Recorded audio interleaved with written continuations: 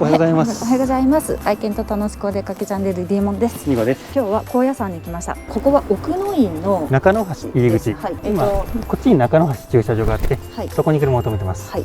で中野橋は無料駐車場があるので中野橋に止めて、で奥の院は一の橋。最初から見た方がいいということなので、これから一の橋の方に歩いていきます。そうですね。はい。でそこから入って奥の院を参拝してきます。はい。では行ってきます。行ってきます。はい。一の橋まで歩いてきました。はい、10分ぐらいかな。10分ぐらい。広報大師空海さんがここまでお迎えに来てくださるということなんで、合掌一礼して渡りましょう。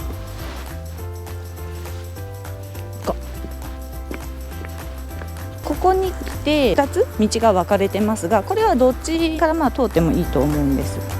奥でつながってるんです。そうですね。高野山っていう山にお寺が1個あって、そこにお参りするのかなと思ったんだけど、違いましたね。そうだね。高野山っていうのは東西に長い町で、一番西の大門から奥の院の一番奥までだいたい4キロぐらい、その中に117の寺があると。その一帯を高野山という観光地になっていると。117の寺院があるんだけども、一番大事なところと言われているのがこの今歩いている奥の院と。奥の院の御廟楼に今も空海さんが生き続けてお見守りくださっているらしいです。さっき入り口のあたりで左右に分かれた道はここで一つの道に戻りました。広報大師ご尊像五輪塔、下から地水火風空、大地水火風空気を表す、宇宙そのものを表しています。これが信玄さんと勝頼さんだそうです。上杉謙信廟、世界遺産です。そうなんだ。これあった。これやん。これが石田三成さんの墓所。三成さんのすぐ隣には光秀さんがこちらになります。ここは光秀さんです。本能寺の変は何が起こったのか教えてください。中野橋です。はい。はいね、一の橋から奥の院までのだいたい中間地点にこちらがございます。この中野橋も合掌一礼をします。合掌一礼いきます。こちら渡るとすぐにこの汗かき地蔵さんがあります。人の犯した罪を代わって受けているので汗を流しているそうです。そうですね。はい、そして姿見の井戸。姿見の井戸はこの井戸を覗き込んで自分の姿が映らなかったら3年以内の命という伝説があります。ドキドキするんですけど。行ってみましょうか。行ってください。行っちゃってください。あ、半分ぐらい映ってるかな。結構深いからそこの方暗いのではっきりとは映ってない。やばいかもしれない。どうぞ。いや怖い。ちょっと GoPro どこ映してんのあなた。GoPro どこ映してんの。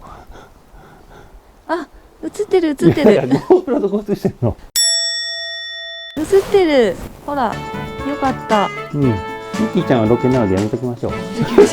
で、そこから歩いていくと、こちらの坂は角番坂と言います。ここの坂の途中で転ぶと3年以内に死んでしまうということなので気をつけて登ってください。こけないように。こけないように。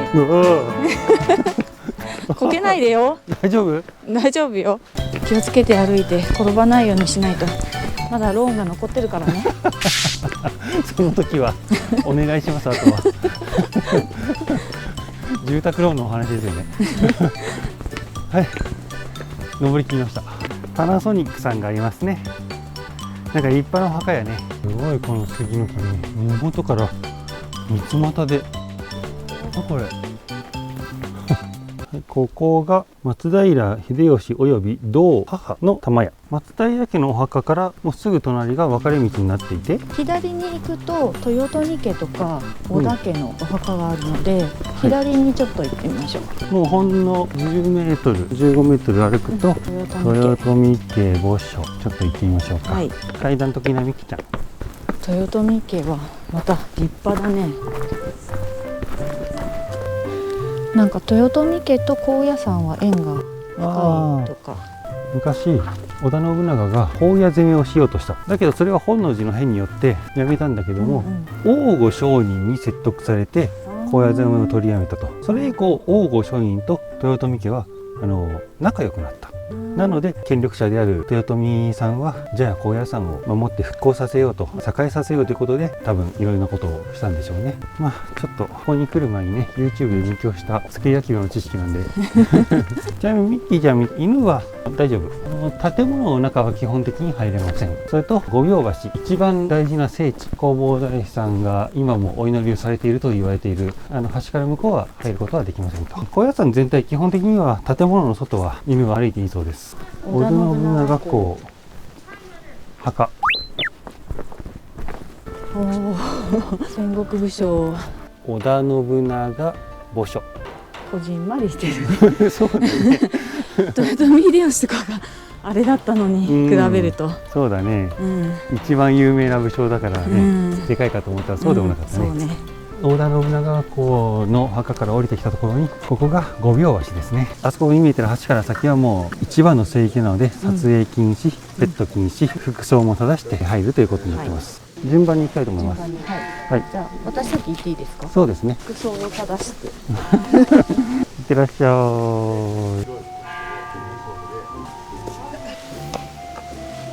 おかえりなさい。空海さんがいらっしゃいましたいらっしゃいました。次行ってきます。なのでミッキーちゃんは入れないのでちょっとバトンタッチ、コートの中にしまってました。灯籠殿というなんか灯籠がいっぱいあるところがそこでお参りしてきました。ありがとうございます。弘法大師という名前をいただいてから1100年か。日産自動車、こちらがシャープさん、テレビの形になってます。こちらがヤクルトさんどう見てもヤクルトさんアデランス、足がハゲた頭に髪の毛がこう生えてくるというイメージですね。はい、中野橋は近いね。10分とかじゃない、これ、一ノ橋前駐車場が有料なのでここに止めたんですけども、ここに止めてさっと行くのもまあ一つ方法ではありますね。そうですね。はい、今回は和歌山県の道の駅柿の里九度山に来ています。なんか名産品とか売ってるところとカフェと観光情報センターがあるみたいですね。大河ドラマで有名になった真田幸村の里、幸村5秒の橋の奥か奥の院ですね。ここの道の駅トイレが扉の中にあるんですよ。外に直接通じてるんじゃなくて一旦建物の中にあるというのはちょっとポイント高いですね。はい、じゃあ道の駅が閉まる前に今日食べるものを調達したいと思います。お、柿がすごい。これで3200円だって。地元の方のスーパー代わりにもなってるとかで普通に買い物ができそうな、本当に普通のスーパーみたいになってますね。とりあえず柿の外しは買わなきゃいけないかと思ったのでこれを一つ買いましょう。唐揚げとちょっと小腹が空いたんで肉まんも買いました。雪村茶、カップヌードル、シフォンケーキ、フルーツ大福。車中泊スポットに来ました。先ほど道の駅柿の里九度山で買ってきたものがこちらになります。めはり寿司と鶏肉のあんかけ、柿の葉寿司と唐揚げ、たっぷり野菜スープ、お湯を沸かしてます。電気鍋があって今冷たい唐揚げをあの鍋で温められないかと。いつものグリル鍋に、このまんま包んだの入れて、これでどれぐらい温まるか。ミキちゃんはちなみに助手席でめはり寿司を買ってきました。こちらは紀州名物柿の葉寿司。はい、今日のお食事こんな感じで出来上がりました。いただきます。それそのまま食うの？そうだよ。これ剥くよね。それはね。おいしい。剥きました。でこれはタイかな？美味しそう。タイ。普通にうまい。シーフードヌードル安定のうまさ。柿の里九度山で売ってた唐揚げ、なんかいつも食ってる唐揚げと少し違う味がするな。土地によって多少味が違ったりするんだろうか。ご飯を食べ終わったので食後のコーヒーをいただきます。ということで目の前に壇上伽藍の中門が見えてますね。はい、はい、こちらから壇上伽藍の方に行ってみたいと思います。はい、いろいろな建物があるこの辺り一帯のエリアをまとめて壇上伽藍と呼びます。こちらが壇上伽藍の入り口の一つ、中門ですね。でかいはい、で壇上伽藍には天皇さんがいますね。こちらが地獄天さん、はい、正面右手にいらっしゃるのが多聞天さんです。で2人しかいないじゃんと思ったそこのあなた、項目店さん、はい、こちら増長店さんですね。増長店さん。ちなみに壇上伽藍の伽藍というのはこの建物、うんいろんな建物のことをまとめて伽藍と言ったりするらしいですね。今こうやって階段を上がって壇上にあるから壇上伽藍というらしいです。こちら金堂、金の銅と書いて金堂ですね。はい、ここは何ですか？ここ六角鏡像。六角鏡像。六角鏡像。はいうんこちらの六角鏡像は回すとか書いてあるんですけども、六角鏡像回せるの？ここに持ち手があって、うんこれを持って一周すると、うんうん7000ページ相当のお経を全部読破したことになるへえ。報徳がいただける。全然これ回らない。いやちょっとそこを頑張らんとさお経読んだことにならないよ。本当に回らねえで。せーの。あ、ダメだ、あなた徳をいただけませんわやっぱりね弘法大師様は見てらっしゃるここだからじゃない。あ、回れ。お、あ、まだ10ページぐらいしか読んでないよ。すごいな。回らへん。それ。あ、いった。あ、いた。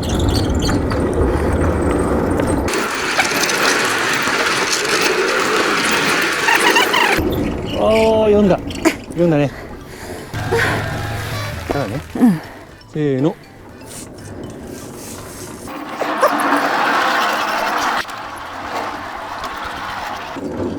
よし。結構な重労働でね、回り始めが辛いね。そう回り始め。始めがきついです。回り始めたらまあそこそこいけるかな。徳を積みましたこちらが山王院という建物かな。今壇上伽藍の西の奥の方に来てますね。奥にまた宝塔があるよ。こちらが西塔と書いて西塔ですね。こちらが孔雀堂です。順帝堂って読むのかな、ちょっと読み方が怪しいな。はい、その奥が御栄堂。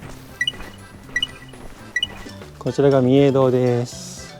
こちらに根本大塔が見えますけれども、はいその前にこの赤い塀に囲まれた松、何これ？こちらは三個の松といって、うんまず空海さんがうん中国の方に修行に行ったわけですよ。うんで修行し終わって日本に帰ろうと言った時に、中国でのお師匠さんからこの真言密教を広めるのにいいところ探してこいと言われた。うん空海さんがよし、じゃあこの三個章を投げて刺さったところがいいところじゃないかということで中国から空に向かって投げた。うんで日本に帰ってきてうんその投げた三個章が落ちてる血を探した。そしたらどこかの犬とか女神様とかに、うんあっちにあるよ、高野山にあるよって言われて、うん来てみたら、うんこの松の木に引っかかっていったとうんいう伝説の木です。でここの松の木の葉っぱは、うんなんと三つ股に分かれている。普通は2本もしくは5、普通は2？二股。これは二股。それが3つのがあるってこと？そうですね。へえ。みきちゃん探して。それ3つのがあると、財布に入れとくと、うん、ご利益がある。それは探さな。いやご利益だからね。それは探さな。ご利益を何だと思ってるんです？財布のご利益って言ったら一つでしょ。まあご利益は授かるものだって。願うものじゃなくて授かるものだって。だから授かるんでしょ。お金を授かれるんじゃないの？そうなんですかね。頑張って探そう。あ、やった。嘘。どれ。あ、本当だ。これ間違いない。やりました。やった。やったよ。私はですね、もう財布にですね。入るのじゃないそれ。入るよ。これお札入れるとこの隣にポケットがあるからそこにちょっと入れとこう。いいな。イエーイ。ちっちゃいけどほら。あ、確かに無事三つ股の松をイエーイ。ゲットできました。よかった。財布に入れるといいそうですよ。小銭入れに入れとくよ。ここが御栄堂で、これが三個の松で、金堂のこれ後ろ側になるね。で根本大塔という位置関係になります。大きい。でかいね。すごい。でペンダの人ここの中撮影禁止なので、ミッキーちゃんがいるので順番に行ってきたいと思います。500円の入館料で500円用意して、じゃあ行ってきます。中にはですね、中心に大日如来さんがいて、その周りに偉い如来さんが4人いて、その周りに16人の菩薩さんがいてというね、曼荼羅の世界が再現されています。素敵な空間ですね。ぜひ実際に足を運んでみてください。はい、ありがとうございます。ご朱印いただいてきました。はい、大日如来様とテロップが出ます。はい、はい、では、はい、根本大塔から東の方に向かって歩いてみたいと思います。この右手に見えるのが不動堂といって、確かね、ここの壇上伽藍唯一の国宝だったはず。不動堂です。はい、この説明によると、この不動堂は鎌倉時代の後期に建てたと考えられる。もう7、800年ぐらい経ってるってこと？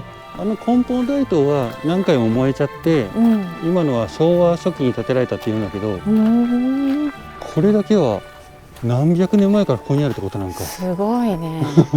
すごいね。それは国宝になるね。あちらの多宝塔が東の塔と書いて塔塔やね。壇上伽藍はここまでかな。こちらの中門から向こうの六角鏡像とか回したところ、根本大塔を見て、こちらの塔々まで、このエリア全体が壇上伽藍ということです。ここからが、何かこう雰囲気のある道に入ってきました。はい。ここは何というでしょう？蛇腹道です。高野山一帯が竜のように長くて、はい、ここがちょうど真ん中あたり、お腹のあたりなので、で蛇腹道。そうですね、はい、そういう一切があるそうです。間違ってたらコメントで指摘してください。お願いします。ざっと調べた限りはそう書いてあったような気がします。こんばんは。こんばんは。今日は夜の高野山を巡っていきたいと思います。高野山の入り口。大門。夜はこんなライトが照らされて神秘的。はい、すごいでかいです。あんなにでかい。ここ入り口なので、また奥の方も見ていきたいと思います。はい、お願いします。はい、今金剛無寺に来ました。はい、門は閉まってますね。だけどこう道がライトアップしているので、ちょっと行ってみましょうか。こっちはこんな感じで、こう神々しい、仏しい。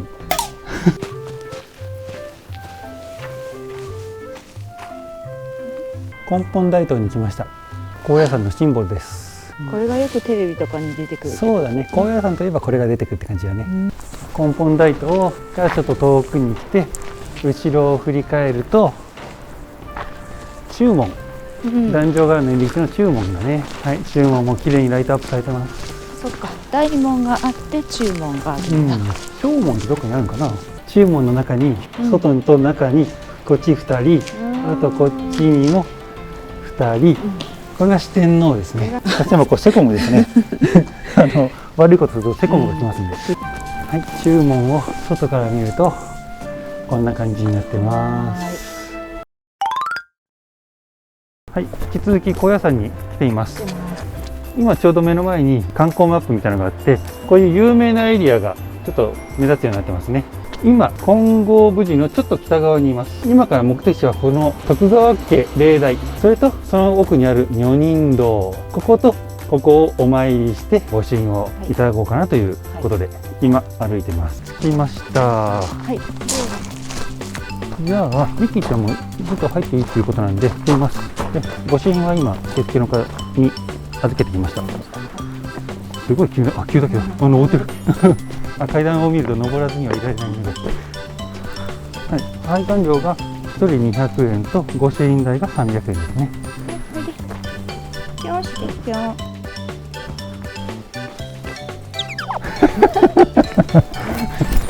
家康さんと秀忠さんの玉屋があります。玉屋っていうんだ。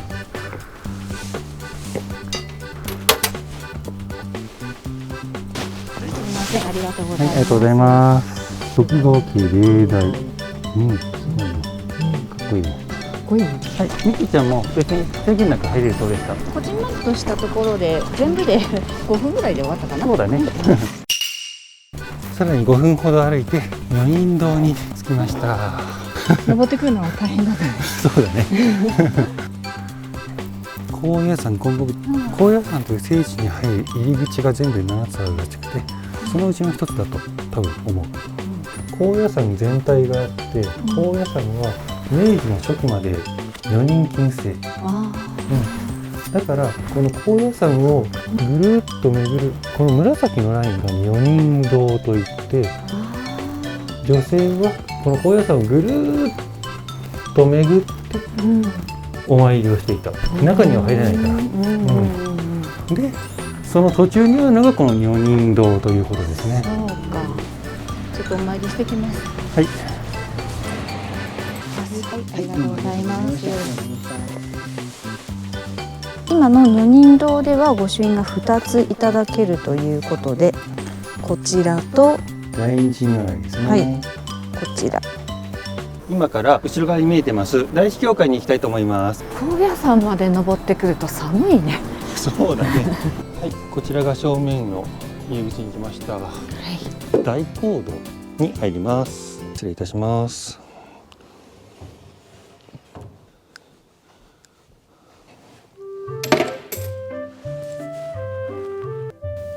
ちらからご誕生終身誓願とでお勉強して出家されました。ここが大師教会の研修高野山教科研修道場。じゃあはい、こちらを入ってこちらの受付で御朱印をいただけます。はい、いただいてきました。なんて書いてあるかな。大師教会って書いてある。そうだね。大師教会本部の裏に池がありますので行ってみたいと思います。ミキちゃんもお会いしましたか？したらしい。こちらが金剛無寺ですね。金剛無寺前駐車場があって、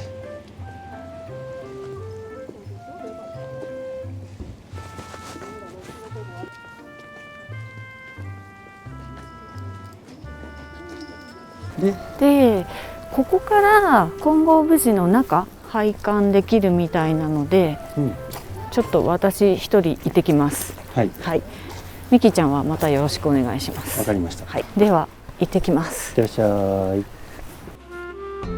金剛無寺の中に入ると拝観受付と御朱印の受付が並んでいます。拝観される方は最初に朱印状を受付に預けて、拝観している間に御朱印を書いていただくようになっています。金剛無寺の見どころは襖絵ですが、こちらは撮影禁止でした。もう一つの見どころ、万隆亭というお庭をじっくりご覧ください。